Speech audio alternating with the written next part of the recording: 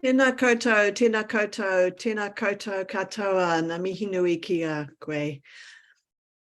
Welcome everybody. Thank you so much for joining us today for this webinar on opposing Talisman Sabre and the impacts on Australia and looking at AUKUS and NATO. And thank you for taking the time to be here with us today. So we are just going to begin with some music, and Pareri King is going to share his beautiful song of peacemaking.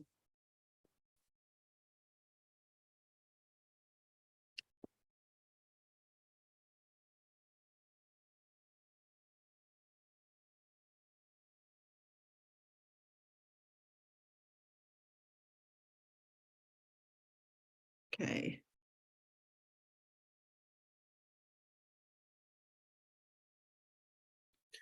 Mo te tamau i o tapu me ngāna e rapono me te māngai kai roto ai tau tuku mai ai ane, kene. This is a song of peace and of manifestation of all of the good creations that we're about to go into. Ori Ori is the tribe, from my tribe, is a lullaby that you would sing before the conception of a child. You put all of your intention and all of your energy into manifesting the good, seeing the necessary, and applying those things in a voice or vocal form of waiata or song. When we say waiata, we talk about reflection, and when we sing, it reflects and projects forth those intentions that come from the inside of us. I wrote this song from an ancient chant called Pine Pine Te Kura, and I wrote it to manifest my child. I was struggling to have a child with my partner at the time, and so we went deep, and I wrote this lullaby to my baby, and her name is Te Kura Aio, and so is the name of the song. It means the gift of peace.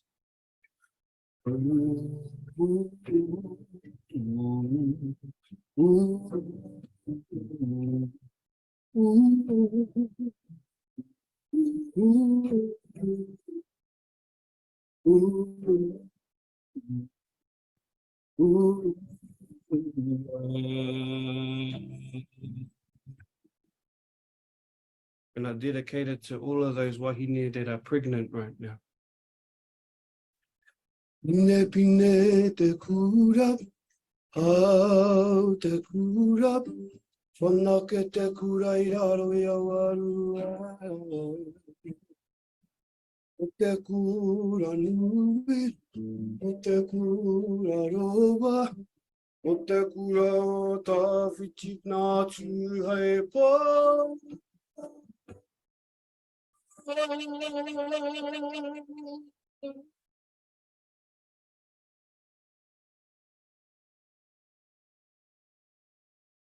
Pine pine te kura, au te kura, whanake te kura I raro I awaru.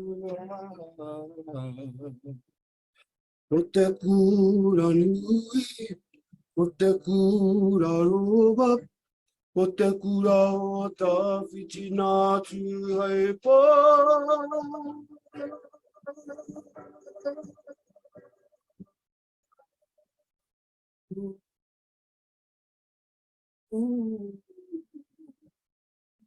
Kia ta pātahi, kia ta tahira.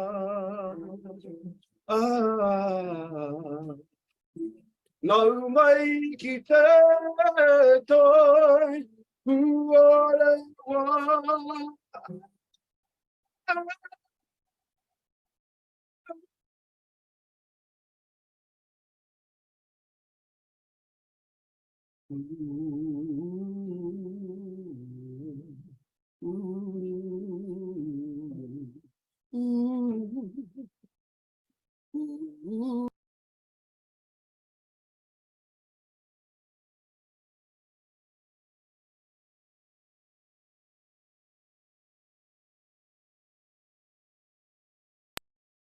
So that was a song of peace from Pareri King, and it was part of our Peace Wave a couple of weeks ago, I think. And yeah, hopefully the recording quality was not what it is in person, but I hope you get the idea from it anyway. So my name is Liz Remmerswaal. I'm with World Beyond War, and I'm in Aotearoa, New Zealand, in Heratonga, Te Mata o Maui. And we acknowledge the Treaty of Waitangi 1840 as our founding document, recognising that Māori people are the original people of this land. And we have a wonderful panel today to share with you what is happening in Australia. And as 30,000 troops are gathering to practice and prepare for war games. It's Australia's largest bilateral military exercise led by the United States, and it officially commenced yesterday with the Deputy Prime Minister and all the ceremony attached. Over the next 2 weeks, 13 nations will participate in high-end multi-domain warfighting across sea, land, air, cyber, and space. Now, in its 10th iteration, 2023 is the largest exercise Talisman Sabre in terms of its geographical area and the number of participating partners. So the exercise aims to enhance interoperability and develop strong relationships between participating military forces, and involves field training exercises, including force preparation and logistics activities, amphibious landings, ground force maneuvers, air combat, and maritime operations. So over 30,000 military personnel will be deploying across Queensland, Western Australia, the Northern Territory, and New South Wales. And for the first time, exercises will also take part around Norfolk Island.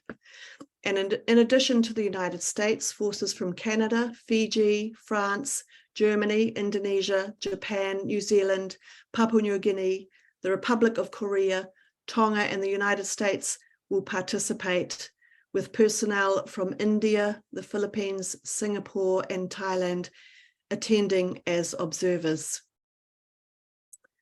And there are people in Rockhampton in Queensland from Wage Peace who are already out there protesting, and we will share a little bit more from them later, we hope. And this is actually the second webinar in a two-part series created by the Pacific Peace Network.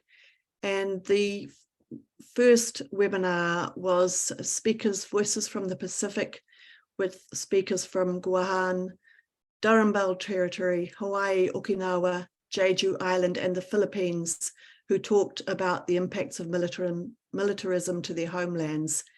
So we will also share the link in the chat.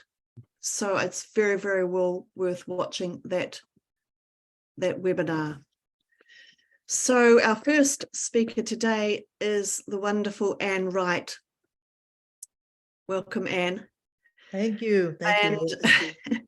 I think you're in Hawaii now, are you? No, I'm actually in Houston. Okay. Anne served 29 years in the US Army Reserves, and retired as a colonel. She was also in the US Diplomatic Corps for 16 years and served in US embassies in Nicaragua, Grenada, Somalia, Uzbekistan. I actually can't pronounce Kyrgyzstan, sorry, Sierra Leone, Micronesia, Afghanistan, and Mongolia. Anne resigned from the US government in March 2003 in opposition to the US war on Iraq, and since then has worked for peace with Veterans for Peace, Code Pink, Women for Peace, World Beyond War, and many other peace organizations around the world. She wrote Dissent, Voices of Conscience, usually lives in Honolulu, Hawaii, when she's at home, and is a board member of Hawaii Peace and Justice, and frequently writes and speaks on US militarism in Asia and the Pacific. So thank you, Anne, and the floor is yours. Well, thank you very much, Liz, and thanks to the Pacific Peace Network for having the idea to have these seminars, and also for the great conference that's going to be held in Brisbane next week, and then the traveling of many of the speakers of that conference to many places in Australia, Sydney and where else? Darwin and Melbourne, or I don't know where all they're going, but they're going to have a good time talking about, well, very important things, the militarization of our society, and particularly what's going on right now in Australia. And I'll just share my screen. Let's see, where is that? There we go. And 1 second, and I'll have this all together. Let me do a slideshow. Let's play from the start. Slideshow. 1 second. There we go. Okay. So here's our wonderful logo, and we want to thank Kaya from Jeju Island for having this wonderful graphic about the problems that happen when we have military operations, and the animals and things that are affected by it, and to include the animals like human beings. Let's see, we'll go forward. Let's see if I can. Okay, so the title of this webinar is about Talisman Sabre and the military operation, and then AUKUS, the Australia, US, UK trilateral defense or offense treaty that was just enacted, less than 2 years ago, where Australia will be spending a heck of a lot of its money on submarines that a lot of people in Australia are saying we don't really need those submarines, and you in Australia know better than we do. But I thought this photograph of the heads of the three countries was important, and with a submarine right in the back of it. The trilateral defense pact that does talk about the fielding of nuclear powered submarines for Australia, and also cooperation on hypersonic, counter missile technology, electronic warfare, information sharing. So this AUKUS defense pact is something that I think we all should be concerned about, that it is really putting Australia on super steroids for militarization. The single largest investment in Australia in all of the history of Australia. And as Liz was mentioning, the other part of this, the Talisman Sabre war maneuvers, with 17,000 ground troops, plus many, many more, up to 30,000 people that will be a part of this giant Talisman Sabre, 30,000 US Australia military. And as Liz went over, the numbers of countries that are participating: Fiji, Indonesia, Japan, Republic of Korea, New Zealand, New Guinea, Tonga, and then to get NATO right in the middle of this, the North Atlantic Treaty Organization is bringing troops and material to the Pacific, and France, the United Kingdom, Germany, all of these bringing their troops to the Western Pacific. And it's just not for Talisman Sabre. These countries have been bringing their naval vessels in. In fact, the UK brought their aircraft carrier, the Queen Elizabeth, I think it was the first or second or third, in to be a part of the armadas that have been going in the South China Sea, and what the US calls freedom of navigation exercises, but what they really are provocation to mainland China, a purposeful provocation there. Well, and I'll go back just a minute. We do have petition up on Stop NATO in the Pacific, listed there, and we'll put it into the chat too.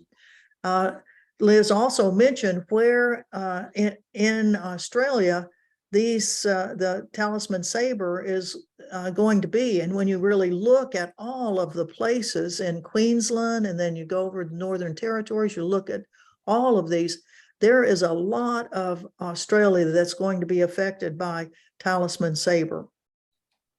Another petition that we have, I mean, you can't have a good campaign unless you got a petition so people can sign up for them. So we have another one, cancel Talisman Sabre in Australia. So we'll also put this in the chat for you to sign up. And that we intend to bring it, to the legislators and parliaments of all of our countries to say we are disturbed about what's going on with these military maneuvers. The media, social media, is already starting to have posts about the various military units that are coming into Australia. And this one was just earlier this morning. The Royal Marines have landed in Townsville on the HMS Adelaide, and 3,000 participating with the 30,000 in that, and seeing some of the ships that bring troops in and aircraft and all. And with all of these maneuvers, it's just not those that are officially invited to come to these military war games. The Chinese already have 2 vessels that are off Australia in international waters, but they are monitoring what's going on, as the US always monitors any type of military exercise of any other country. When we have the Rim of the Pacific exercises, naval exercises, I'll talk about in a little while, the Chinese were invited to participate in Rim of the Pacific until about 5 years ago. So, but they decided they'd come to Australia and kind of peek in and see what's going on. The involvement of Australia increasingly in NATO, some of the things that are going on right now, $500 million worth of Australian military equipment has been sent to Ukraine. And even though NATO says, and I was at NATO headquarters a week and a half ago with women, Global Women United against NATO, the spokesperson that we met with was very firm, saying what's going on in Ukraine is not NATO. And we were going, well, it is NATO when all of the countries that are contributing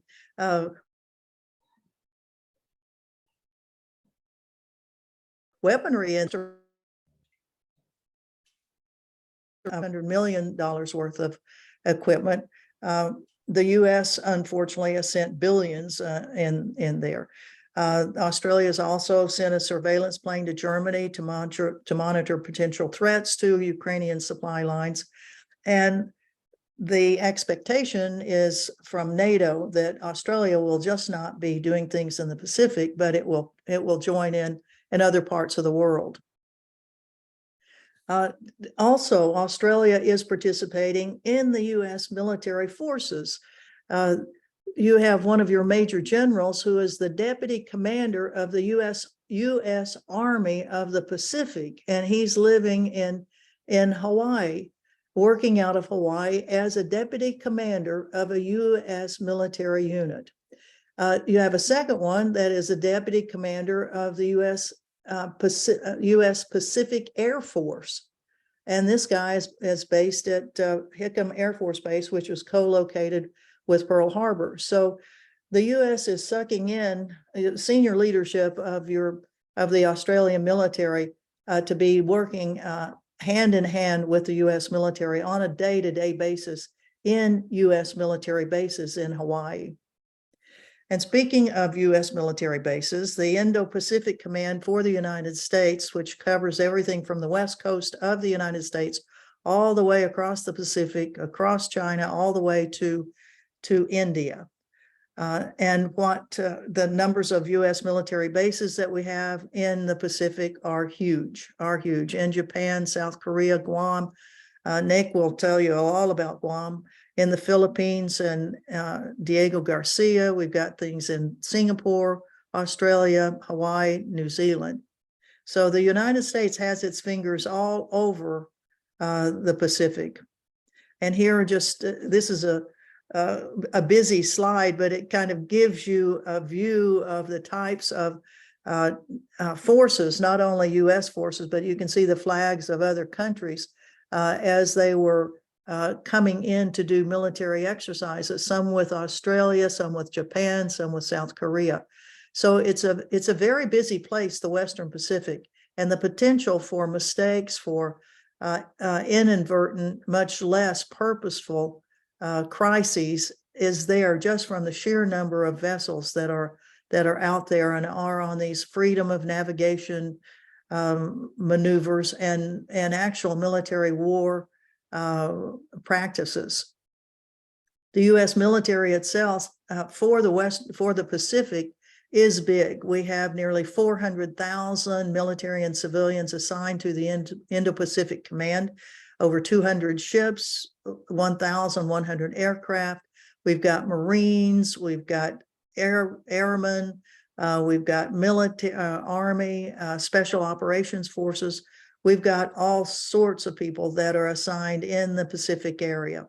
So nearly, 400,000 U.S. military and contractors in the Pacific. This rim of the Pacific is one of the big exercises. It's the largest naval exercise in the world, and it's held every 2 years off Hawaii. This year, Talisman Sabre is in Australia. Next year, Rim of the Pacific will be in Australia and in the waters off Hawaii. And as you can see there's 3 aircraft carriers or aircraft carrier size ships that are there, submarines, aircraft that will be coming into Hawaii again this next summer for the largest military exercises. The one that was held last year had 26 countries, 25,000 military personnel, 38 ships, 4 submarines, 170 aircraft, 9 nations, and with ground maneuver forces. And again, the rim of the Pacific had 8 NATO countries that were participating in the largest naval exercise in the world. Canada, Denmark, France, Germany, the Netherlands, United Kingdom, and the US as official NATO members. And then we have the 4 Asia Pacific partners, one step, I wouldn't say below, but they just don't have quite the same status, but they participate in everything. Australia, Japan, South Korea, and New Zealand. And then 1 Latin American country that is a NATO partner, and that's Colombia. So the NATO is very intimately involved in things that are going on in the Pacific, whether they're on the sea or on the land.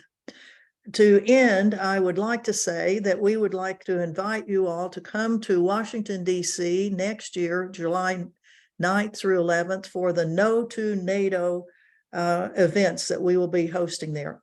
This year we had No to NATO in Brussels because it was too difficult to get to Vilnius, and that we really didn't have a peace partner in Vilnius that could help us. But we want to invite all of you all from the Pacific. If you happen to be coming to the United States anyway in the middle of the summer, we want you to know that we will be hosting a No to NATO conference July 9th through 11th, when the official 75th anniversary of NATO is held in Washington, D.C. And then again in August of next year of 2024, the Rim of the Pacific naval exercises will be held in Honolulu, and we're planning to have a lot of events that will be going on that will bring in people from all over the Pacific. We hope to have a remarkable opportunity. So with that, I would like to say thank you all again to the Pacific Peace Network for hosting us, and World Beyond War for hosting us as we talk about such very important things as trying to demilitarize our world and no more wars and no more killing. Thank you. Thank you so much, Anne. Wonderful. You're such a treasure, Anne, and always smiling. And I'm hoping that maybe in the question time, we can actually hear a little bit more about what happened at the No to NATO, and especially the global women who gathered together. So our next guest is very special, a surprise guest actually, Monique Flores. Nake, welcome from Guam.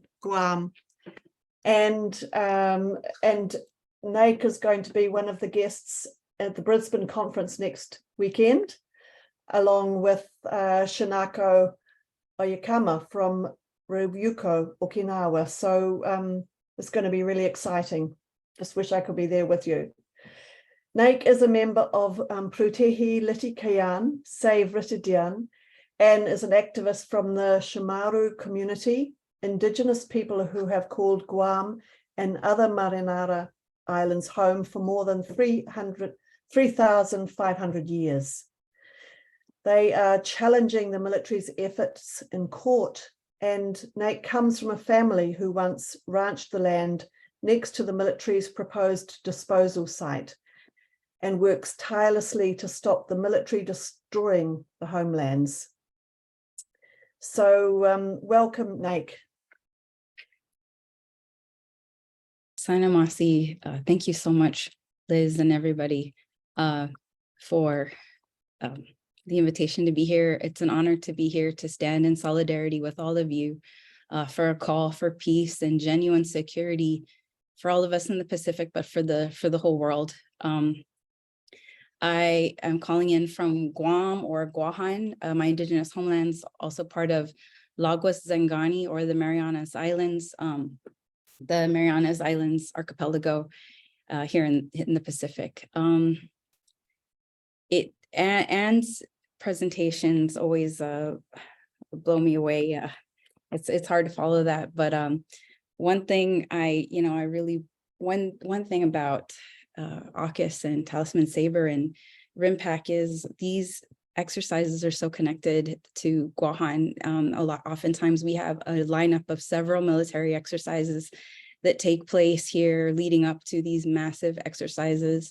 The heavy machinery and equipment come through here, the planes. And so we're definitely feeling that here. We've just recently had 3 back-to-back massive exercises: Pacific Vanguard, Pacific Griffin, and Exercise Mobility Guardian. And these brought planes really dangerously close to our lands. And while this is all happening, this is leading up, of course, to Talisman Sabre and AUKUS. While this is all happening, we have also started the scoping process for the missile defense system here in Guam. And sadly, the scoping meetings hosted by the military are going to take place the week that I'm with you all to be with you. So it's going to be difficult to be away from home. However, I am honored. I'm so honored to be there with you, to stand in solidarity with you, to bring our struggles there and to truly see how we're connected. The scary thing is Guam is being set up as a site for war. We have been a site for war before. Yesterday was our Liberation Day. Some of us call it Reoccupation Day.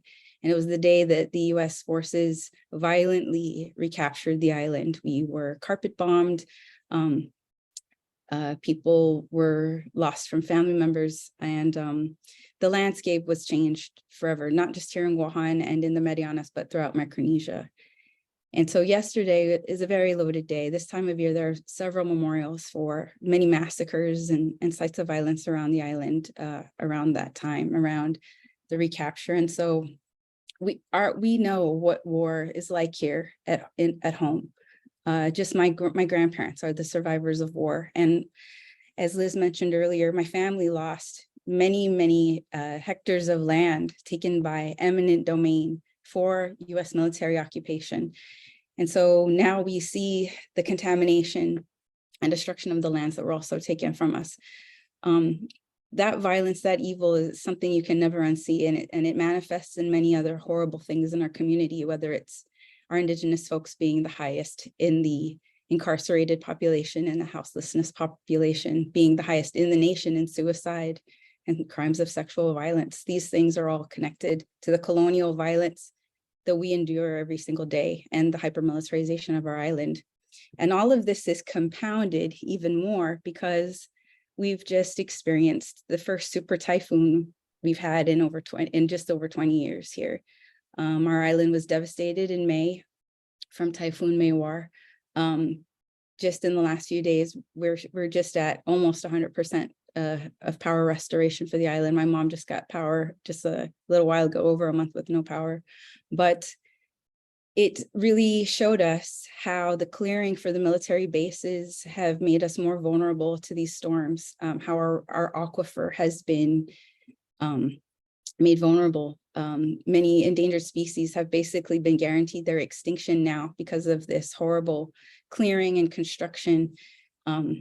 And we know that the military is the world's largest polluter and massive contributor to these emissions that cause the climate crisis. So we're here in the climate crisis as this hypermilitarization is taking place in our island, as we're watching this violence take place in our island, as we see this destruction of our land. We're also witnessing, of course, a very real impact of the climate crisis at the same time. It's a terrible injustice. I can't express the grief and rage we're feeling here at home. And the thing about being set up to be a target for war is that it justifies horrible exercises such as Talisman Sabre and AUKUS, because keeping these nuclear powered submarines in this part of the Pacific is, part of the need that they're using, or the rationale they're using for this continued presence of these nuclear vessels, is that Guam is a big target for war. The United States military over relies on Guam, has invested billions of dollars here. And so we will be a first strike community. Dr. Robert Underwood has said, we are no longer the tip of the spear. Now we're a first strike community. And it feels horrible living in a first strike community. I'm just gonna go through a few slides.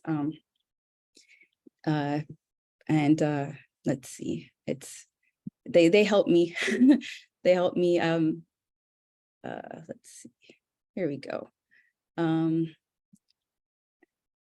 everybody see this? Okay, so as I was mentioning, Guahan is part of the Marianas Islands archipelago. This is a map of you can see where we're sort of situated in the Pacific. And then, I'm sorry, I'm not sure what's happening. Then this is the Marianas Islands training and testing area. Gosh, I'm sorry. You know what? I'm gonna just stop sharing for a second because I'm having a few strange technical difficulties. I might not depend on those slides too much. Sorry. So the Marianas Island we could still see them, Nag. We could see the images. Oh, you can. Okay. And sorry. so I think it's worth sharing. Okay, sorry. Let me just because we need to learn about this area. Yes, definitely. So you can still see them. Let me share them again. Or can you see them? You're on my desktop? No, you don't see them. Let me sorry. Here, let me put them on now. Let's see. Okay, give me a second. My PowerPoint crashed. So I'll just speak briefly and then I'll share the images. But the MERC is about it's 497,469 square nautical miles. At the time it was established, it was described by the Department of Defense as the largest live fire training in the world. And basically, it authorizes live fire in the air, land, and sea throughout the entire training range.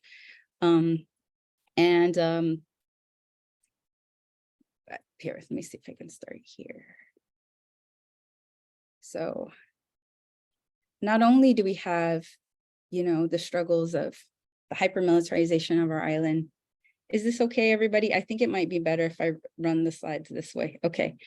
Not only do we have, oh, thank you so much. Not only do we have that hypermilitarization of our island, even with the Typhoon Maywar recovery, it's an opportunity for hyper-federal, hyper-militarized response to typhoon recovery. And of course, the best typhoon recovery comes from the indigenous folks. While this is happening, we've had several military exercises, but also we have hyper-economic capitalism happening right now. There are many businesses, multinational corporations that stand to make a lot of money with the military expansion here that are also, you know, eating up land and destroying our heritage. And it's so connected. Tourism and militarism are so connected as it is in Hawaii. We're also looking at a potential housing crisis because it's driven up the cost of the land so much. But this is a property in our tourist area where the developer used the typhoon as an excuse to clear through endangered species and ancestral burials. And as I said, it's connected. So all of these things, they're here to make money because of the buildup. These are some of the exercises that I mentioned. I also should talk about our islands in the north. They are experiencing, our brothers and sisters in the north are experiencing a hypermilitarization. They just had the THAAD remote launcher placed there and had some training a week ago. They also are expanding their runway because in the case that Anderson Air Force Base in Guam is bombed, they're calling it the divert runway so that it sounds like they're not taking more land, but it is more land theft. And then this is also this, the missile defense. So they snuck this in the National Defense Authorization Act. We did not really hear about them using modular microreactors. So modular microreactors, Guam has no history of land-based nuclear energy. And so now they're saying that they need the modular nuclear reactors around the island to go with the 20 sites for the various missile defense systems. Out of those 20 sites, 2 are not on military property. And so they will take more land again by eminent domain. This will mean, again, the clearing of land. They're even talking about challenges in even landing the equipment in the first place. They'll have to do massive clearing and grading. It will disturb ancestral burials once again. It will explode. It'll expose unexploded ordnance. It will destroy native species.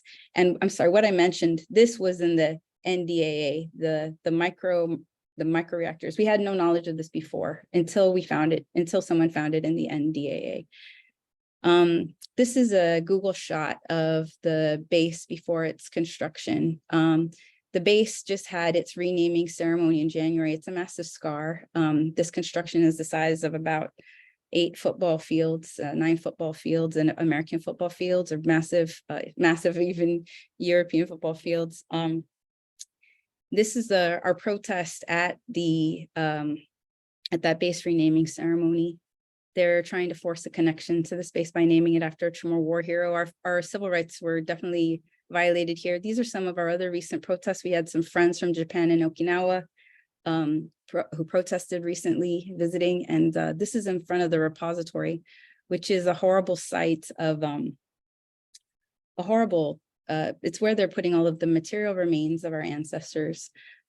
We also just joined this conference in the Philippines with the International Women for Genuine Security Network, and it was amazing.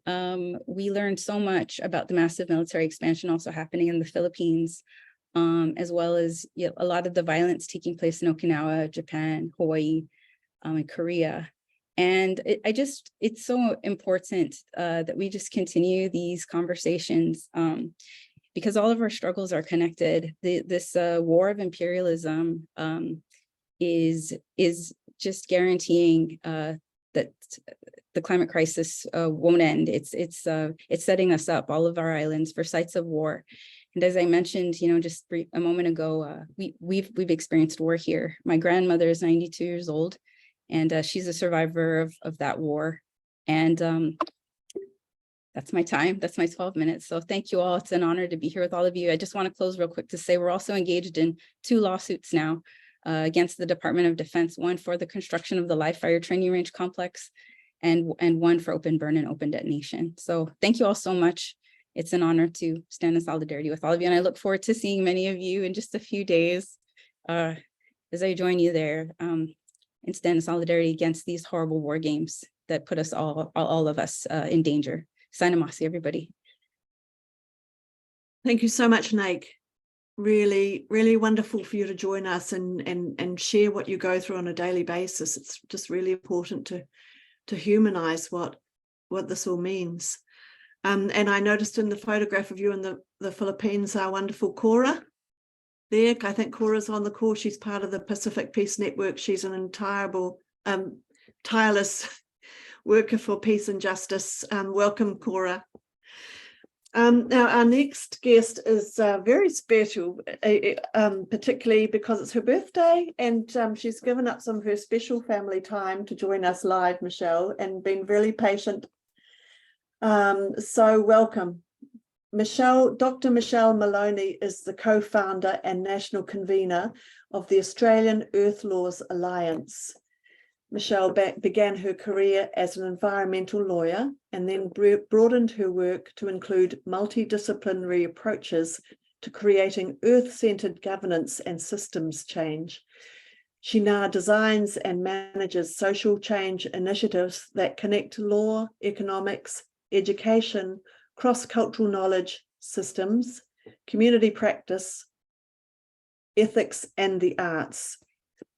Michelle holds a Bachelor of Arts in Political Science and History and Laws honours from the Australian National University and a PhD in law from Griffith University. And she's also an adjunct senior fellow, Law Futures Centre at the Griffith University and director of the New Economy Network Australia and Future Dreaming Australia, as well as being on the steering group for the International Ecological Law and Governance Association and with the Global Alliance for the Rights of Nature. That's a lot, Michelle. Gosh, how do you fit that into one day? Yeah, but like being my birthday and listing those things, it really pales in comparison to the story that Nake is telling us, isn't it? So thank you for that lovely introduction. But I really want to thank the organisers and honour the speakers who've gone before me. I think this topic is both so important and so heartbreaking. I was feeling very emotional listening to Nake's story and just imagining myself here in southeast Queensland. This continent has seen frontier wars and continues to have colonial racism and other issues, and the northern parts of Australia, which I know the wonderful Diana will talk about. Yeah, it pales in comparison to what's happening. So thank you very much for inviting me to be with you. And I had to say yes to join you live because I'm learning so much listening to others as well. What I would like to do is just, I guess, run through some information that I knew and have gathered recently about the environmental impacts of war and militarism. I'll try to be shorter than the other speakers because I think everyone else has a lot more experience in the anti-militarization and peace movement. But in addition to all those fancy sounding titles, the main thing I want to do first is acknowledge country. Here I live on the unceded lands. There is no treaty in Australia. There hasn't been one to date. The British Empire refused to acknowledge in legal or moral terms the existence of First Peoples on this continent, and that this continent was the home of hundreds of nations. And our continent continues to grapple with that reality, and our colonial, I call it a colonial legacy. Australian government is still trying to work out how to handle those situations. But as individuals and members of the community, we fully acknowledge the unceded lands of the remarkable ancient continuing civilizations of the First Peoples of Australia. And I live, work and play on the Jinnaburra and Gubbi Gubbi people's lands here in beautiful southeast Queensland.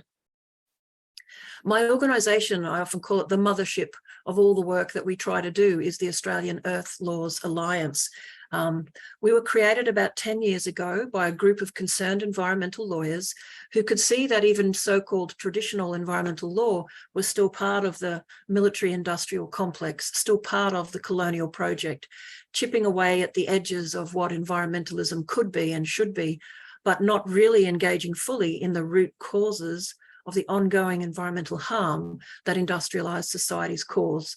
And a lot of our work day to day is looking at, as Liz mentioned in her lovely introduction, we look at these underpinning structures of industrialized societies, the governance side of the story, law and economics and politics, cultural discourse, the languages we use to continue to dominate nature and to dominate particularly First Peoples, but many peoples who are not part of the global elite. And it's through that work that I've been invited to talk about, I guess, some of what we look at as the environmental impacts of war, war games, militarization, the Department of Defenses around the world. So I'm going to just share a few facts and figures. I'm sure many of you know them, but it does really put into stark contrast the amount of money that's ever spent on good things like social infrastructure, education, decolonizing programs, or environmental protection. We all know that war has been ongoing, and according to a number of sources I was researching, conflict has taken place in every year of the 20th century, and the world was free from the violence caused by war for only very short periods of time. It's been estimated that 187 million people have died as a result of war from 1900 to the present. Very few have any accurate numbers of how many animals or plant species have died in that time. I would never take away the impact of war and militarism on human beings, but as someone who looks at the world through an Earth-centered lens, it's often my job to call out the stark realities of what happens to other species with human impact and human activities. And I'm sure everyone on this call cares just as deeply as I do about what happens to the living world. But I think we know that many of those who are spokespersons for the defense departments or the military see environmental harm very differently to what we do. And a very short example. This morning, all of these issues were on my mind, and I walked my young pup up the hill, and I can see out over that beautiful view behind me, the Glasshouse Mountains. And we paused for a moment to listen to these beautiful, they're called rainbow lorikeets here in Australia. They're a beautiful multicolored parrot, really loud, really vocal, sort of eating all the yummy nectar. And this massive truck drove past up my quiet hill. All the birds scattered. My dog freaked out and he jumped and he was scared. And it just made me think, times that by thousands and thousands of impact, sounds, noises, destruction of these war games, their impact on the marine environment, their impact on the terrestrial environment. And just seeing the fear on my little dog's face, it's a tiny, humble example, but imagine what it's like being a little plant, animal, or bird, or fish, watching some of these horrible activities going on just in war games, not even in war. But when we look at environmental impacts of war and militarization, there's three main things you can look at. The ongoing so-called peacetime maintenance of the defense forces around the world, including their administration and their war games. Then there's active war, which has become very prominent in our minds for many reasons over the last couple of years, including the horror show we're seeing in the Ukraine. And then there's the long-term impacts on the environment and trying to recover ecosystems after war. So I'm just going to touch on each of those 3 points and then I'll be finished. So the International Day for Preventing the Exploitation of the Environment in War and Armed Conflict says that humanity has always counted war casualties in terms of dead and wounded soldiers and civilians, destroyed cities and livelihoods. The destruction of the environment often goes unpublicized. And as we know, the environmental impacts of war are often the total destruction of forests. The Vietnam War was this remarkable horror show of relatively new chemicals being used to clear vegetation to give the US forces some kind of advantage. The destruction that Agent Orange launched upon forests, this horrific herbicide, and its impact on people and all living things continues its legacy today. So we see the destruction of forests, our poisoned airs, airways, water and soils, and the death of animals. The size of the world's military-industrial complex is often discussed, but it still blows my mind.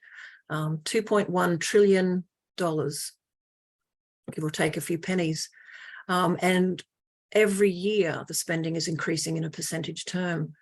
We know that, for example, our Australian military, for our budget, it spends $31 billion a year. For the Australian economy, which is its average annual budget's about $600 billion a year, that is a pretty significant chunk on the destructive factors that tie together for this story. In terms of maintaining the military in any place, and we've just heard from Nake about what's going on in her beautiful part of the world and what the military do to set themselves up, we have to think about all the environmental impacts of all of the things that they use: land vehicles, water vehicles, submarines, amphibious craft, all of the energy that they use, not just the minerals and the metals at a time when people are worried about extractivism generally. But there's also the buildings, the administration, the human beings and their uniforms, the entire military forces are contributing in a profound way to mineral extractivism, energy use, paper use, water use. I remember 20 years ago when I had the misfortune of working in the Australian public sector, I don't remember the figure, but it was a topic of conversation that the Australian Defence Force used something like 100 times more toilet paper than any other department. It was both bizarre and funny and weird, and it stuck in my brain, weird. Now, of course, climate change bearing down on us, causing nightmares for anyone who cares and is thinking about the future. The military across the globe emit carbon dioxide in enormous amounts. Current facts and figures, apparently the military globally is responsible for 6% of all global carbon emissions. And if all the world's militaries were a country, they would be the 4th largest emitter of carbon emissions. So imagine a world that was full of peace. We would be better off for climate change as well. And, these numbers always never cease to blow my mind. The US Department of Defense has 566,000 buildings. They account for 40% of all of the military's defense fossil fuel use. And they include training facilities, dormitories, manufacturing plants, and other buildings on the department's nearly 800 bases worldwide. And in countries like Switzerland and the UK, defence ministries similarly consume the most fossil fuels among all government agencies. Yada, yada, goes on, goes on. But the nature of military spending and management is often cloaked in secrecy, and I know that you all know that. And I found it really devastating to know that countries who are signatories to the UN Framework Convention on Climate Change are not required to report the substantial quantities of greenhouse gas emissions from their own military activity. So in addition to these phenomenal uses of resources and churning out pollution and impacts on our living world, they mostly don't even have to report on it. Now, the war games, I think everyone's going to be talking about these enough, and I don't need to add to that, but we see it all around the world. Places in Alaska, I think it's very interesting that they've been challenging the impacts of submarine activities on the marine life. And there are many arguments and attempts to take cases in court to stop the harm caused to our beautiful marine life. That, of course, impacts at war. I mean, that's just a summary of the climate change impacts of what the military gets up to in peace. When we're at war, scorched earth tactics see people attacking, targeting industrial facilities, oil and energy facilities, agricultural infrastructure, canals, wells, dams. We saw this in Iraq, we see it in Ukraine, we see it in so many places. The deliberate destruction of these systems of a society that in themselves are causing environmental pollution and then are destroyed, and huge concerns about the bombs, the chemicals, the things that are released in active war and the impacts on the living world. It's been estimated that the collateral damage of really modern bombing can kill up to 90% of large animals in any area, as well as people. And of course, the pollution from war contaminates water, soil, and air. And long after the war has ended, military materials, like anything, are left in dumps. They are left scattered on a landscape. And I know that NAIC is talking about the kinds of impacts of what's been left on Guam since World War II, let alone the new things they're building. Explosive remnants, buried ordnance, abandoned scrap metal, toxic materials. It goes on and on. So that's, I had told the team, that's it for me, but I told the team I did not want to share any slides. There is almost nothing I can show that would be in any way positive. Let's just reflect on all the beautiful plants and animals we do have and that are alive. But one of the many, many, many reasons to be against these war games and militarism is the impact on our beautiful evolutionary companions. And thanks again for letting me be part of this discussion today. And I look forward to meeting and seeing some of you next Sunday in Brisbane. Thank you so much, Michelle. I think it might be Saturday. Is it in Brisbane or Sunday? Saturday? It is Saturday. Did I say Sunday? I'm temporarily challenged. Don't mind me. That's great. Oh, look, wonderful presentation. All those facts and figures We need to know that information, Michelle, especially with relation to carbon emissions. Yeah, thank you so much. And we really appreciate and give our appreciation to your mother who's with you. Our next speaker is Diana Rickard from 80 Ks out of Darwin. She lives on a small rural farm and 10 kilometres from the Kangaroo Flats Defence Training Facility. She prefers the wet season for its beauty and quiet after the US Marines take their guns home in the hot and humid October-November build-up. As an experienced environmental lawyer, author, educator, mediator, and researcher, Diana has worked with Indigenous and other non-English speaking peoples extensively on peace and justice issues, and she coordinates the Top End Peace Alliance, is an IPAN CC member and a member of the Australian Services Union NT Community Justice and Climate Committee. Welcome, Diana.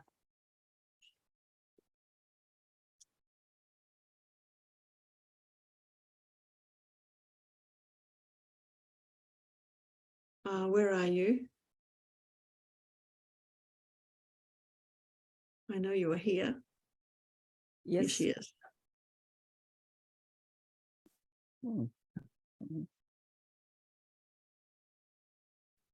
Okay. Thank you, Liz. I'm speaking to you as a guest in Larrakia country in the top end of Australia. And as a guest, I acknowledge the Larrakia people as traditional custodians, and I respect their continuing culture. Aboriginal and Torres Strait Islander country has been violently seized through English invasion 250 years ago and has never been ceded by its many First Nation peoples. I affirm that genuine independence of Australia cannot be achieved without a just and sovereign treaty with the Indigenous custodians of this land.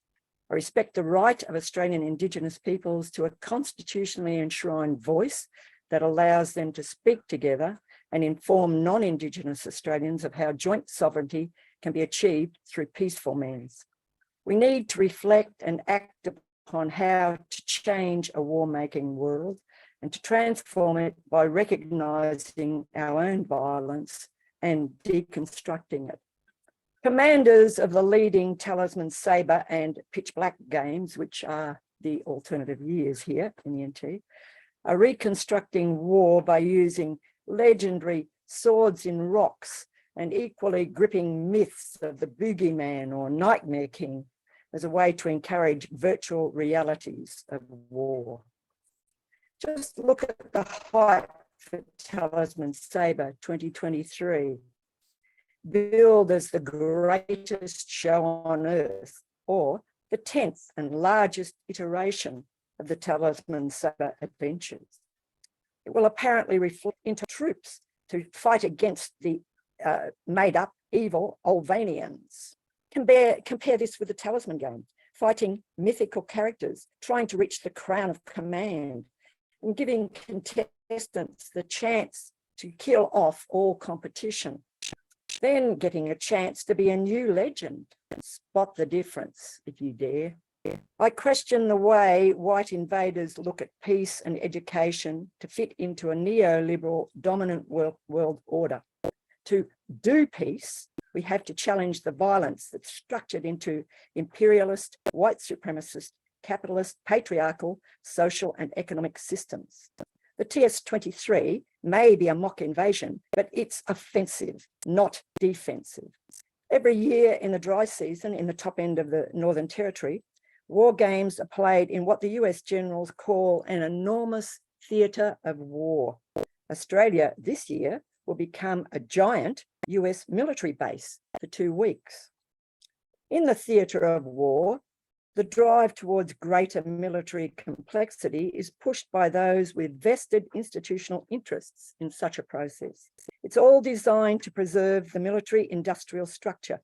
More sophisticated weapons demand more and more intensive training to use these weapons. To not waste this training, The war games must go on. Peace is not an option. We're being led by the nose in a US-made rules-based order. This is further defined as the US rules the world, the US makes all rules, no one knows what the rules are, only that they exist. The US will be in charge of the flexibility provided by the rules' non-existent nature. Successful alternative rules of governance, as in China, Singapore, and I'll add Cuba, must always be derided as authoritarianism. Unfair global dominance by 13% of the world's mostly Western people must always be referred to as democratic. This year, we in the top end will be subjected to these games of war at great cost to our environment, cultural, social lives, and our local economy. There will be the legendary spirit of the sacred Talisman Sabre, along with joint Star Wars type force posturing. And next year it will be pitch black games as the boogeyman or nightmare king takes us into the dark corners of the NT. We will be subjected to mock displays of military and political elites bringing peace and thanking hostage communities for kindly hosting their intergalactic stormtroopers. They will have open displays of their very expensive, noisy and pollutive war toys and wow us all with public flyovers in their billion-dollar warplanes. They will fight us for our seas, skies, land, towns, and transport routes. Interestingly, we will feel, smell, and hear the massive pollution that they bring there, but there will be no accounting or transparency in our national auditing for climate-changing greenhouse gas emissions. Their pretense of being here for humanitarian reasons will leave us with no escape. The massive bill for their highly pollutive war games will not be recorded by our governments or theirs. Global warming is the most certain and immediate of any of the threats that the US and its allies face in the next several decades. In fact, global warming extremes will lead to displacement and death. Climate refugees are on the move now, but to where? The US-led invasion will continue throughout the dry season. That's our strongest tourist, and it's the fire season as well. The US forced posture and yearly war exercises will add considerably to our greenhouse gas emissions. In fact, the US-led mock wars around the world are greater than the greenhouse gas emissions of entire industrialized countries, such as Sweden, Denmark, and Portugal. And guess who pays for this? Then it's off to another war game in another allied and captive theatre of war, to return here the following dry season to offset some of the more metric tons of CO2 that the US Department of Defense greenhouse gas emissions have accumulated since 1975. The war games industry in the top end is just another reckless and feckless tourist venture. The landlubbers love our wide open spaces. The airfarers love our wide open skies, and the seafarers love our warm blue seas and white, sandy, undeveloped beaches. A weapons ordnance specialist from Delamere Air Weapons Range lyrically says, with steadily increasing numbers of ADF and foreign forces participating in the pitch black exercise, all staff and visitors will be comfortably accommodated in modern facilities, utilize several different recreation areas, and enjoy a large mess that never fails to turn out quality meals. There's no room for peace in defence embedded media reports or theatre notes. Military forces aren't trained in peace. They bomb the life out of the Delamere environment in scenarios set up to represent real life. Then it's off to the excellent meals in the mess. These are indeed extraordinary times, and they call for a fresh look at the concepts and assumptions of peace work. A fresh look at how we do peace work to deconstruct the structural violence of a militarized society and economy is to first of all look at militarism. Wars around the world are too often led by the United States of America. These wars and the results are forgotten, even when cities, towns, and villages are devastated and millions of people massacred as they go about daily lives. Many more millions of people are now refugees in countries where our governments invest in weapons to kill more people and decimate the environment. What motivates our leaders to send weapons of war rather than peace delegations? Military values, ideology, and a pattern of violent behaviour start to dominate our political, social, economic, and external affairs. This ideological and behavioural patterns in society and government. Although militarism varies from culture to culture and from time to time, there are common elements. Material forms include wars, foreign and colonial occupation, military rule, and human rights abuses. Institutional forms include expanded armed forces and a disproportionate amount of money budgeted for the military. Militarization gradually expands the theatre of war into the civilian arena. Industrial plants become dependent on military contracts, and the state relies on the military to solve its unemployment problems.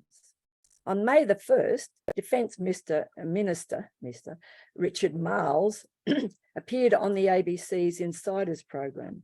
He said, "The threat is not that we are about to be invaded, but our exposure to economic coercion and to coercion from an adversary that's greater, and the potential for that coercion going forwards is much more significant. And that's where the threat lies. And that's why we need to reposture for that." The Joint Force Air Mobility Command Commander, General Mike Minahan, said recently, "We fully understand the magnitude of responsibility that rests on our shoulders, and we will deliver what is required to serve our fellow allies and partners and preserve our nation's sacred peace, prosperity, and prestige." In other words, there is no military threat from China or any other non-Western nation, but it's essential for the US-led war industry to appear professional to all allied forces and industries. We just can't be seen to increase our vulnerable, dependent economic situation with China. As I sit here in my open and naturally ventilated tropical abode, I can often hear the Allied warplanes rallying from the south to destroy the diverse birdsong and natural peace of why I need to live and die here. I'm more than aware that my need to protect the wider health and well-being of the world environment is vital, and it's critically fierce. As a peace educator, I enjoy country as a naturally peaceful experience of past, present, and future fitting together. A mere reproduction of a capitalist, market-dominated present just won't bear peace in the future. We need community-driven acts of cooperation and self-determination to free us from consumerism and militarism, and to protect us becoming a rapidly and prevent us becoming a rapidly expanding mass of wasted humans. As a critical thinker, I try to offer ways towards a future that goes beyond our current oppressive ways of thinking and acting. It feels like the US has been at war with the world forever. It operates from bases in more than 80 countries. It has an armed force of more than 2 million people, 11 nuclear aircraft carriers, more than capable of projecting power anywhere on the planet. And with Space Command, it's set to invade outer space. All in all, US, UK, and Australian shared interests are based on Disneyland stories of the shared non-Indigenous legendary past. Cowboy settlers are like godlike heroes, and Indians, Aboriginals are considered devilish enemies. But it all depends on our perspective. In reality, soldiers, like heroes, are not born, they're made. To make a soldier, we share, celebrate, and reinforce some of the most aggressive and most insecure elements of masculinity, those that promote violence, misogyny, homophobia, and racism. The US Marine Rotation Force in Darwin visits primary schools and speaks about what being a soldier means. These soldiers are ready to advance shared goals to bring peace and security to all children. Peace and gender training in Rwanda now includes understanding gender and sex, gender socialization, patriarchy and masculinity, gender power relations and male privilege, gender-based violence and human rights and diversity.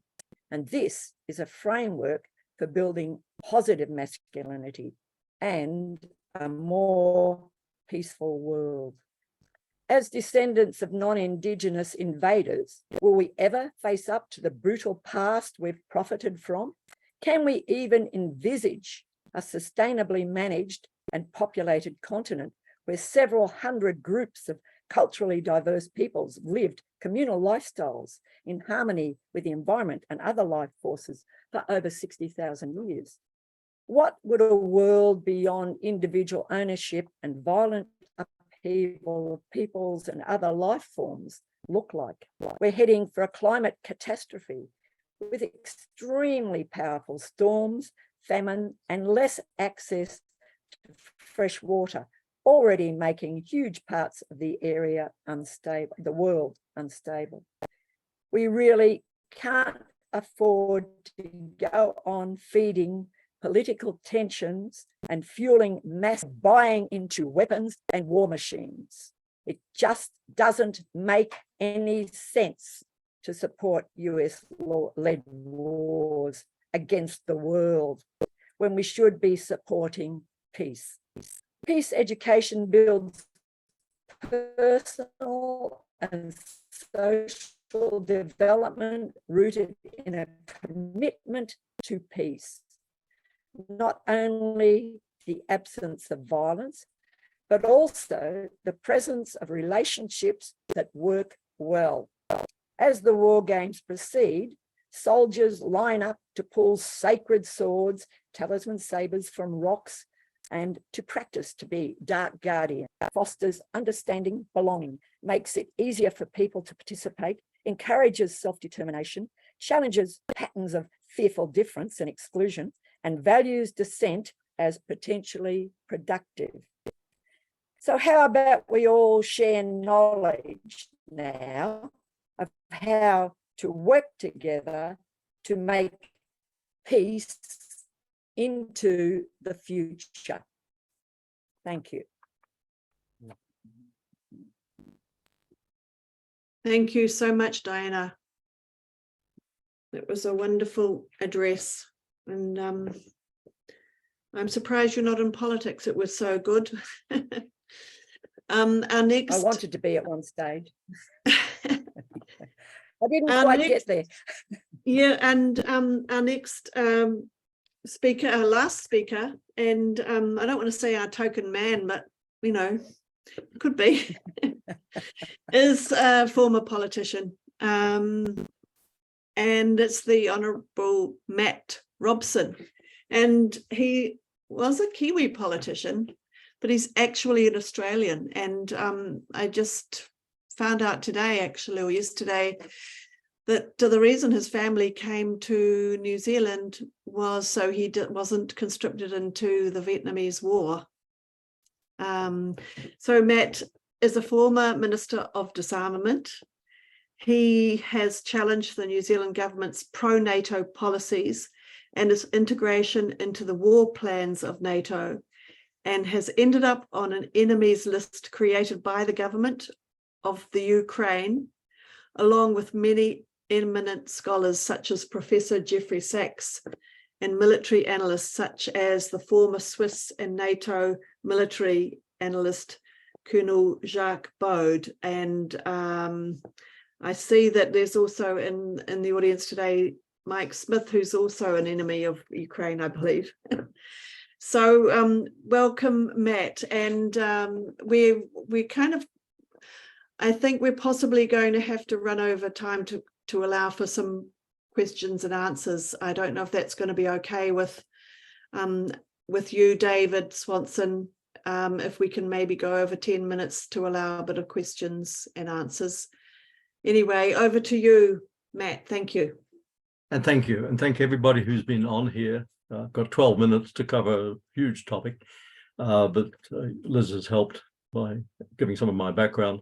Yes, I'm here because of the American war on Vietnam, but it's also the New Zealand, Australian, South Korea, Thailand war on the people of Vietnam. The UK supported it, even though they didn't send troops. So it was a NATO war in every way on the people of Vietnam. But also as an Australian, it's good to see the recognition of the different Indigenous peoples' countries in areas that I grew up, Northern Territory, Queensland. And here in New Zealand, there's a similar growing recognition that where I'm speaking from is called Tamaki Makaurau. I think it translates into Tamaki of 1,000 lovers. Not quite sure what all that means, but it's a recognition of the history of the people. And what we're talking about is colonialism and imperialism. Now, I haven't got slides, not because my talk is short, because I haven't got a clue of how to bring them up. Hard enough to unmute myself and go on to Zoom because of my advanced age, but I hope my talk is coherent. My major purpose today is to allow my colleagues here, or brothers and sisters, to undermine the soft soaping of the New Zealand presence in the imperialist alliance. The reason why is because it becomes a form of disinformation. That term is so much abused, that New Zealand, if it's present in any form, whether it's an international forum or a military alliance, brings an element of hope, because New Zealand is universally often seen as such a country committed to peace. The people are, of course, and we are nuclear free. There's a story behind that. I'll go briefly into that. But our present government, a Labour government, one that I have intimate contacts with because many of my former colleagues, is deeply embedded now into NATO and the plans of NATO. And that means possible war with China and actual war with Russia in the Ukraine, in NATO's war in the Ukraine. And you can see why I'm on a hit list, which I haven't got any protection for. The Security Intelligence Service in New Zealand refuses to see me and say, well, how are we going to protect you? But we'll, should be able to get through this talk. As the Minister for Disarmament and Arms Control, I had a job description, which was to go out to the world and say that New Zealand had an independent foreign policy, was breaking its links with the past and all the imperialist wars that it's been involved with, and was dedicated to peace. My first talk as a minister was in Geneva at something called the Conference on Disarmament, which was anything but. The representatives of all the major countries brought their briefcases, and inside it were their instructions: delay the talks, sabotage them, and go home and come back next year. The talk I gave was that New Zealand was a different fish now, that if you had nuclear weapons, we were part of the Southern Hemisphere nuclear-free zones right across the Southern Hemisphere. So I said to them, powers that were there, check your nuclear weapons in at the equator, you can get them on the way back. That caused an enormous fuss, and the Ministry of Foreign Affairs officials with me, the first time I learned what officials really did, which was to sabotage a minister, table back to the Prime Minister to wrap me over the knuckles for upsetting other countries. I also said in that speech that there was enormous hypocrisy, or total hypocrisy, around Article 6 for for the elimination of nuclear weapons, because none of the nuclear powers had any intention of disarming their nuclear weapons, and that most of the countries there sold weapons to other countries to foster the wars that existed in the world. But I want to turn to where we've got to, because that was a proud moment in New Zealand history, built upon struggles against colonialism in the Pacific. First of all, opposition to the war in Vietnam, then the growth of the anti-apartheid movement, and then the opposition to wars such as that imposed upon East Timor, and then finally the massive anti-nuclear movement that led to New Zealand's legislation to be nuclear free. And at the bottom of that recognition was that New Zealand had participated in the destruction of the Pacific through the nuclear tests, through its role as a junior imperialist power. And briefly, just to show you that New Zealand started out life as a settler colony. It was, of course, indigenous people, the Malony who were here, then the British came. And New Zealand, from its very early days, took part in the seizure of islands in the Pacific. And then it went off to every war that was going for the British in the first place. The Boer War, the First World War, and in the intervening period between the First and the Second World War, we took colonies in the Pacific, particularly Samoa, as part of the League of Nations mandate, that it was called.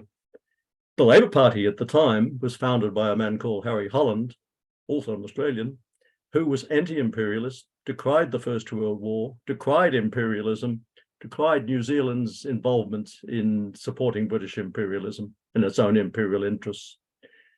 The Labour Party evolved from that to a more sensible position in terms of what Washington saw, because once Washington came to be the major power in the Pacific after the Second World War, New Zealand signed up with the war plans there. So we went to the war in Korea and helped with the destruction of that whole peninsula. We were there, as I mentioned, in Vietnam. We assisted in the overthrow of Sukarno in 1965, and there's a later suppression of East Timor. And then came the wonderful period, which I mentioned up to when I was the Minister of Disarmament and Arms Control, nuclear-free New Zealand, kicked out of ANZUS, and a new pathway was formed.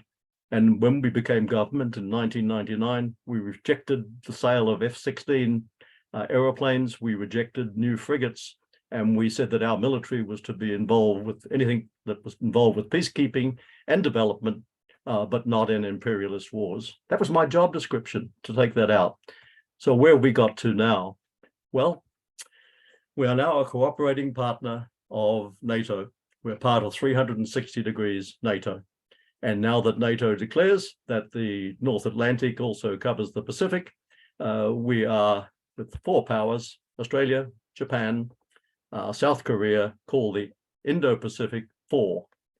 Now, where does that leave us? Well, it leaves a country where its people cherish and have cherished their role of moving towards an independent foreign policy and being nuclear free in the position of supporting the biggest and largest imperialist war machine that the world has ever seen, called NATO. Now, the reason I went on this hit list is that when I was interviewed on my position as a former Minister of Disarmament, I called it the North Atlantic Terrorist Organization.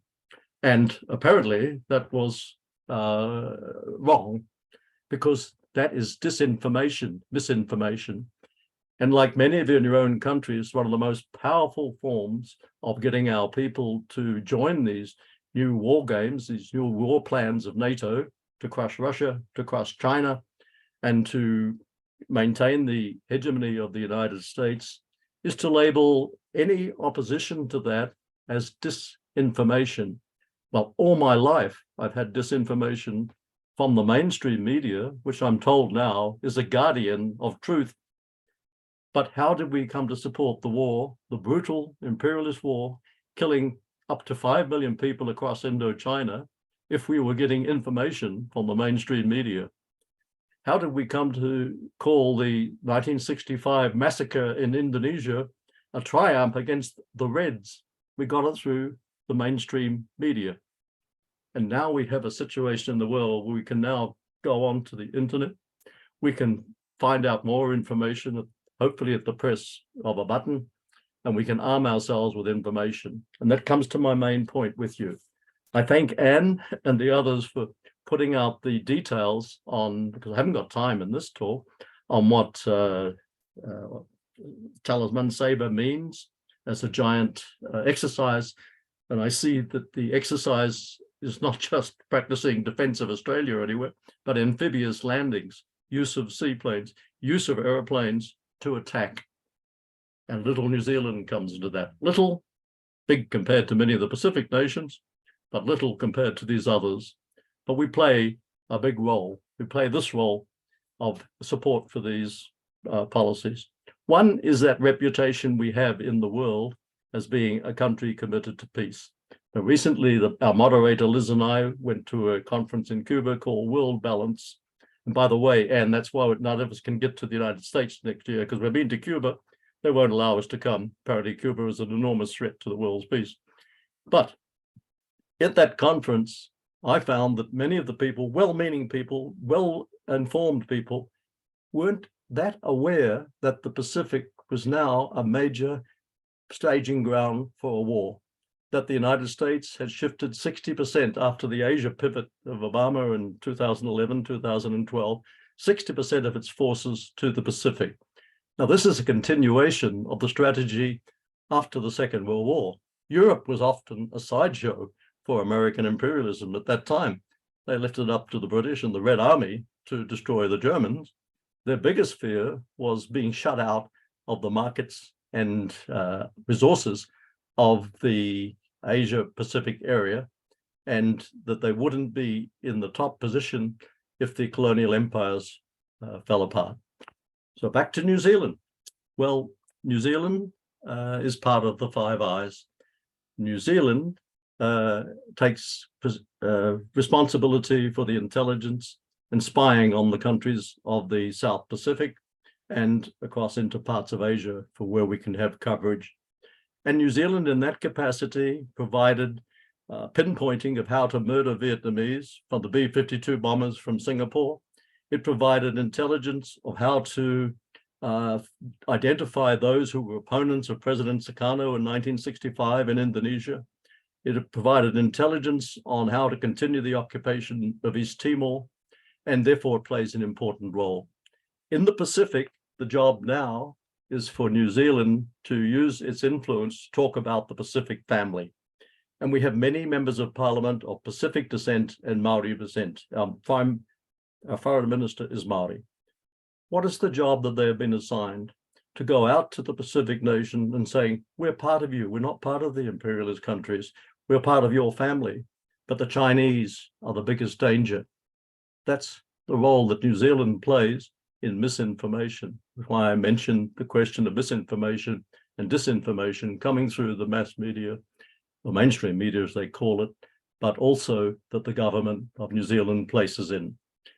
And now I come to the role of the key leaders of New Zealand, and which you, my friends, across this whole webinar, when you're faced with being told, well, New Zealand can play a positive role, no, you have to place it amongst the governments of New Zealand, amongst those preparing for war. Because in 2022, the former Prime Minister, Jacinda Ardern, who has a big reputation for support for peace, for human rights in the world, she used her position to embed New Zealand into NATO and to accept its first strike nuclear policy. We have legislation which says we will not support and we will not enable any type of nuclear weapons or nuclear armed or war plans. That's what the Prime Minister did. She also committed New Zealand, with the support of her cabinet colleagues, to playing the role of an adjunct partner in the Pacific with NATO. And all the leading United States politicians, from Blinken through to the President Biden at the present time, and their point man in the Pacific, Kurt Campbell, have thanked New Zealand for its role in this, joining in with the war plans against China. New Zealand has a slight nervous breakdown because China is our biggest trading partner. So they try to have their cake and eat it too.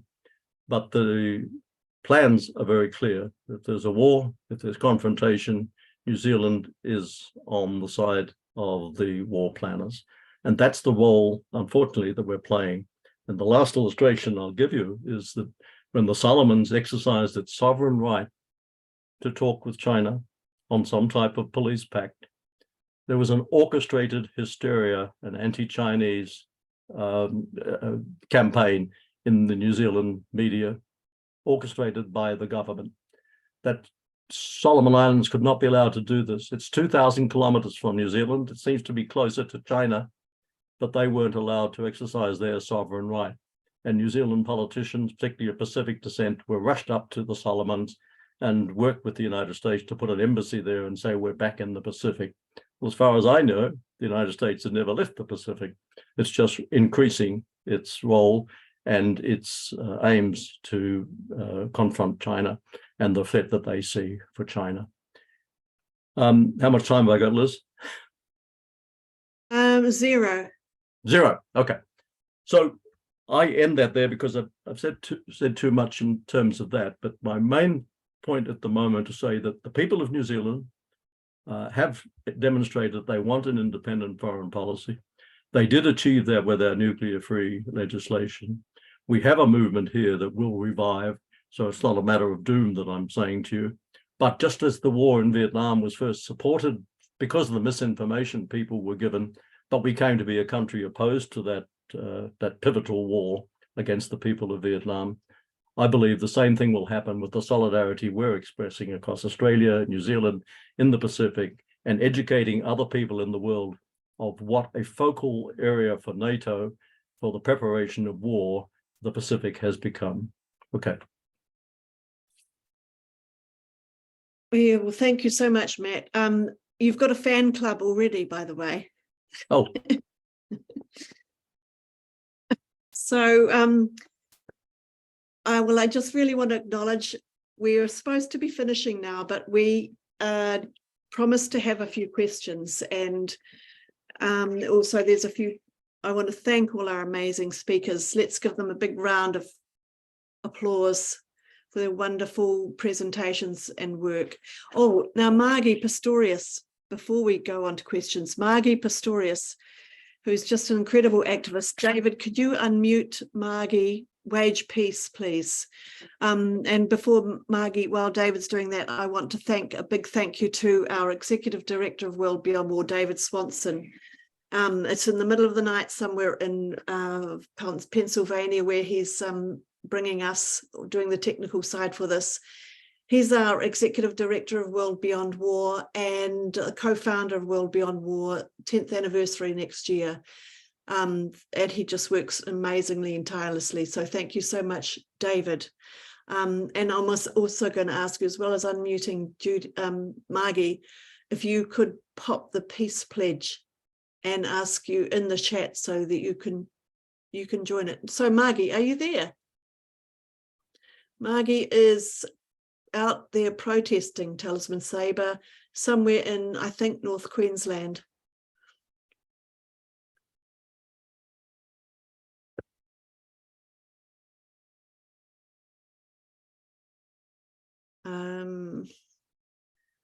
David, were you able to find Wage Peace and unmute? Wage Peace is unmuted. I can't make Here she is. Thank you. We can see you, Margie. We can't hear you for some reason.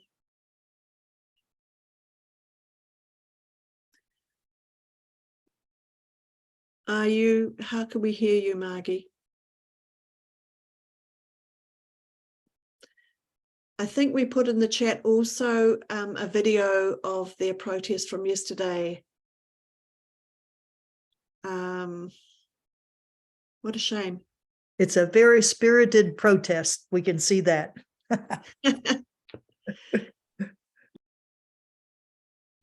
Somebody says, I'd like Margie to be muted. Margie, come back to us if you can when we can hear you. But I think we want to go on to some questions, and Hi, everybody, from all of us.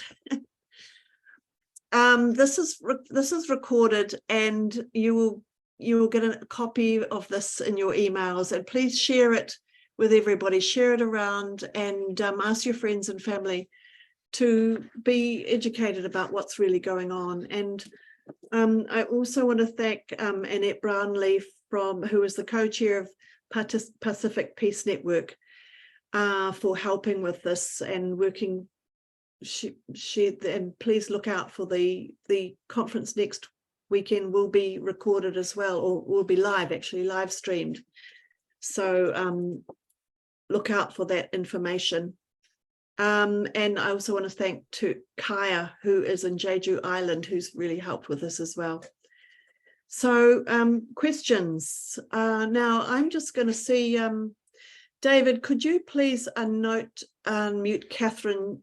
She had a very good question. If you could just, Catherine from Aotearoa, share your question in as briefly as you could, please. Kia ora, I've been unmuted. So I assume I'm being addressed. Thank you. I put a few questions in the chat, so I'm not sure which one, but thinking of what action there might be that we can take, because this is, decades long, and we're just backsliding every moment, it seems. We're not making any forward movement at all. I guess my question would be framed around, what do people think in terms of like the military industrial complexes, entanglement with, economics and following the money? I put a link in there to a recent event in American politics where there was a suggestion to protect the US Constitution with respect to a bill about NATO. And one of the politicians wanted to put in a provision that the Constitution superseded any NATO legislation, because NATO calls on all of its members, right, to go to war if one of the countries is involved. Maybe Matt can elaborate. And that's not a good thing. And so it went to their Congress and it got voted down. So bottom line is the politicians don't even care anymore, because they're so in the back pockets of the the military industrial complex, either directly because they're on the payroll, or indirectly because they have shares in businesses that are connected with the military industrial complex. So they're not going to vote against profit making. So it's economic. So my question, I guess, is, do we think that a really big aggressive push for regenerative economics might be a helpful thing to do? Because we're trying the legal route, we're trying protesting, we're trying rallying, we're trying all this stuff. It just doesn't seem to work. Yeah, so I guess that was a question. Thank you. That's a really big question and a great comment. And would anybody like to respond to that? I'll take a little crack at that. I mean, we have to recognize we are up against Leviathan. We have huge monies that are paying for keeping NATO in power. We've got politicians that want it in power. So it's going to be a long slug. And the most we can, I think the way I look at it is, you have to act on your conscience. And there are many things that we work on that we know are very, very difficult, and, may not have a snowball's chance in hell, quite honestly, to get what we want. But at least we can we can educate people. We can try to bring them along on this thing, but recognizing it's a long, long haul, and we've got big forces up against us. Thank you. Thank you. Thank you, Anne. Now what about another question from Steve Little? He had a couple of questions there. Steve, can you, David, can you unmute Steve Little? And Steve, could you choose your favorite shortest question? Thank you. I agree with Anne and Catherine about the need to make progress and have some roadmap to peace. And the dysfunctional democracies, both sides of the Atlantic, are really part of the problem. Both of them are first past the post systems that less than 60% of the population actually vote for those dysfunctional democracies. And neither of them teach philosophy at high school. So I would like to begin with an alternative model. If you want to make progress, I think you've got to stop the rationale, the logic, which guides war games and the need to defend yourself. It's like the security argument in Israel. It's one-sided and you've got a whole ideology behind it.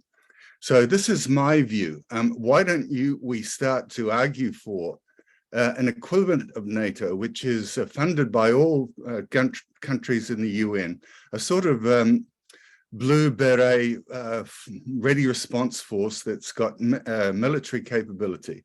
And gradually over a decade, maybe 2 decades, that can become the way to solve these big geopolitical problems between China, the US, in a multipolar world. We've got the multipolar world now. Let's move to a model that's possible and try to have a roadmap for peace as an organization, so that in 10 years' time, after 20 years of world beyond war, we make it possible to have a world beyond war. What's the matter with that? Would anyone like to comment on an alternative view?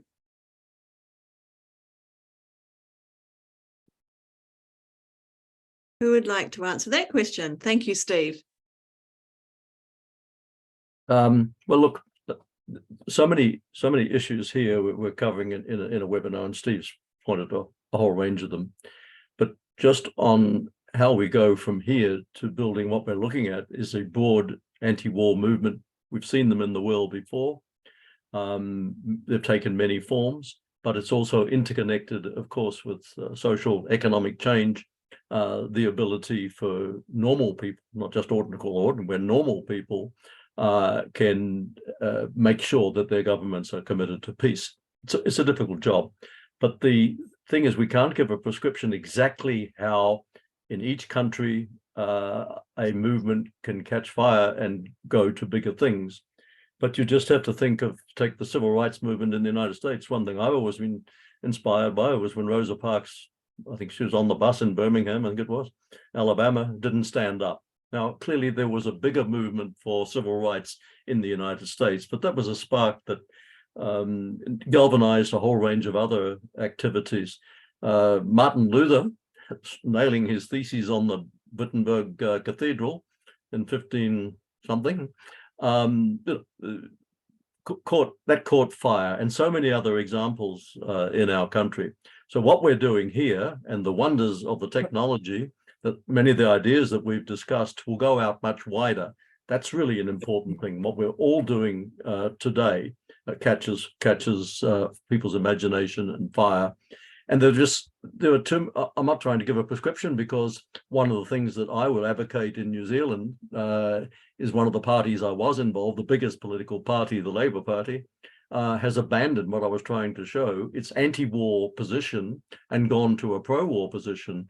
So it's a matter of getting many of the members of that party to actually reignite the debate and link up with other groups inside New Zealand and organizations, whether in a union or a community group or whatever.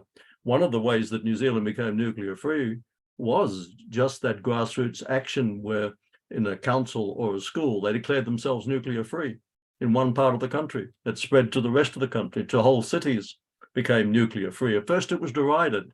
What are these? What's going to do? What's going to achieve if your school becomes nuclear free? Well, it caught on. And every person who is involved in politics knows that they do these thing called street corner meetings, where 5 people and a dog attend, and it rains, it might get down to 1, but some of those people take those ideas back. They invite you to a cottage meeting, and so it spreads. And now with social media, we have the ability of, in our different organization, to get perhaps more quickly out the message. So I think we've actually to a better stage. But look, I don't want to give a prescription. I just wanted to say all the things that Steve pointed, all the things other people have said, are where the drive for war is, but it's against the interests of ordinary people. And that's in the end where we can achieve a change. Thank you, Matt. And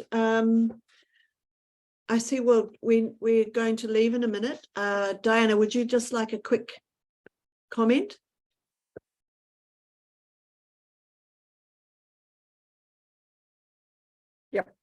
It'll be quick. I agree with what you're saying, Matt. I think I'm probably one of your groupies now, but I also think you set an example. Dare to be different. It helped that I came from an atheistic family, and I believed that that was the norm. And for a long time, it was only when I was about 14 that I realised it wasn't, and that gave me a bit of a shock to greet the rest of the world. But I'd had that confidence because of having before we were called feminists, a feminist grandmother and a feminist mother. And it wasn't hard for me in that sense. But yeah, I've never thought that difference was something to be afraid of. And I guess that's the thing too. And you have to set a model. And as somebody said, that comfortable existence of the nice urban white middle class kind of thing, it has to be challenged. And I guess in 1991, when I did that to come here, I mean, these are metal louvers behind me. I've kind of used recycled and renewable sort of stuff that from landfills, etc., to set this up. It's not me patting myself on the back. It's just saying that when you have that confidence in what you're doing, you don't mind when you fail at times. It's not considered failure unless you're surrounded by some of the hoons that I am. But yeah, it keeps you going, and it keeps others, because you are setting an example. And I mean, most people around here think I'm crazy, but that's fine. I am, so it doesn't particularly worry me what they think. Yes, it does. Well, we think you're wonderful, Diana. We just think you're wonderful. Does, but it means that quite often I have the same amount of people who do that. Yeah. No. I don't want to have that. Thanks, Liz. It's not what I'm aiming for, but thank you. Well, yeah. Okay, that's it. We're very grateful. We're very grateful. Thought I'd taken my hand down. Yeah. Yeah, to you, Diana, and all the other panelists, Anne and Matt and Michelle and Nake, and if I've forgotten anybody, and also thank you to David, who's been making this happen technically. I'd like to encourage you, and I don't know, Dave, if you'd just like to say a few quick words about World Beyond War before we sign off, and encourage everyone to sign the petition here, to go back and watch the Voices for Peace video, which is a companion webinar to this, and also to join our organizations and participate. So, yeah, David, did you want to have the last word? I suppose I thank everyone for the education I've just had, and encourage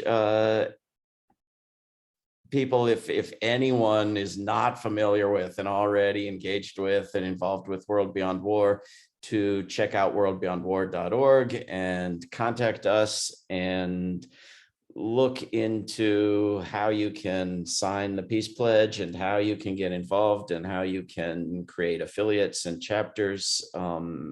It's an organization with a global board, including our Vice President, Liz Remmerswaal, and global membership of people doing amazing things around the world, and we would be delighted to have any of you be part of it who aren't already. Fantastic. Well, it's a great advertisement to end on. And so I wish everybody, thank you for taking your time today to join us. And for those of you who are in Australia taking part in the Talisman Sabre opposition exercises, I hope it goes really well. For those traveling to the conference in Brisbane, I hope that goes really well. Please tune into that next week. And yeah, ngā mihi nui. Kia ora.